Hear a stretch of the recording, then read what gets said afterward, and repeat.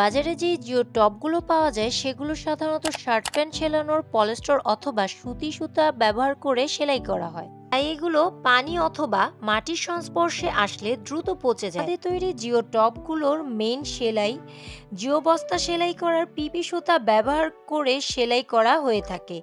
এই সুতাগুলো 30 থেকে 50 বছর স্থায়ী হয়ে থাকে। এর যে জিও টপগুলো পাওয়া যায় এগুলোর তলা শুধু জিও কাপড়ের হয়ে থাকে, কিন্তু আমাদের জিও টপের তলাতে জিও কাপড়ের সাথে আলাদা প্লাস্টিকের লেয়ার লাগানো থাকে, তাই আপনার ছাদ ড্যামেজ হওয়ার সম্ভাবনা নেই।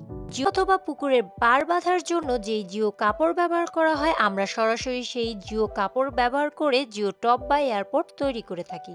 আমাদের কাছে জিও টবের পাশাপাশি বাদ দেওয়ার জন্য জিও বস্তাও পাওয়া যায়। তো দেরি না করে স্ক্রিনে দেয়া নাম্বারে কল করে অর্ডার করুন। আমরা আপনার লোকেশনে হোম ডেলিভারি করব। আমাদের অগ্রিম কোনো পেমেন্ট করতে হবে না।